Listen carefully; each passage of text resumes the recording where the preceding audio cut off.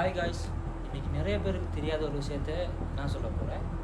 அது என்னென்னா, school jersey and school and society t-shirt anything எல்லாத்துக்கும் உங்களோட சைஸ் கேட்பாங்க.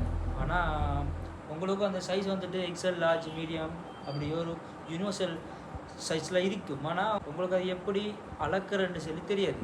ஸோ அது சம்மந்தமான ஒரு வீடியோ தான் இது.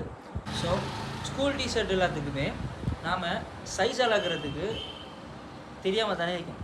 ஸோ அதை நான் உங்களுக்கு எக்ஸ்பிளைன் பண்ணுறேன் டீட்டெயிலாக. ஃபர்ஸ்ட் ஆஃப் ஆல், நீங்கள் ஒரு டிஷர்ட் ஒன்று ஆர்டர் பண்ணும் போது நீங்கள் ஃபஸ்ட்டு கவனிக்க வேண்டியது உங்களோட லென்த், டிஷர்ட் லென்த். ஸோ இந்த ஷோல்டர், இந்த சென்டர் பாயிண்டில் இருந்து உங்களோட டிஷர்ட் நீங்கள் யூஸ்வலாக அவங்களுக்கு எவ்வளோ லாங் தேவையோ அவ்வளோ நீங்கள் அந்த மெஷர்மெண்ட்டை அளந்து கொள்ளேன். அதை அளந்து கொள்ளுது. மற்றது ரெண்டாவது நம்ம கன்சிடர் பண்ண வேண்டிய விஷயம் செஸ்ட் சைஸ். ஸோ இந்த செஸ்ட்டோட இந்த சென்டரில் இருந்து இந்த சென்டர் வரைக்கும் இருக்கிற சைஸை அளந்துக்கோங்க. இது ரெண்டும் தான் வெரி இம்பார்ட்டன்ட். இது ரெண்டையும் வச்சு உங்களுக்குரிய சைஸ் எதுன்னு சொல்லி நீங்கள் கண்டுகொள்ளேன். இதுதான் வெரி இம்பார்ட்டன்ட். நீங்கள் ஒரு ஸ்கூல், சொசைட்டி அண்ட் வேறு ஆர்கனைசேஷன்ஸ் ஏதோ ஒரு அந்த பெட்ச் டிஷர்ட்டுகளை கொள்வனவு செய்கிறதுக்கு நீங்கள் உங்களோட சைஸை கண்டுகொள்கிறதுக்கான ஒரு முறை தான் இது.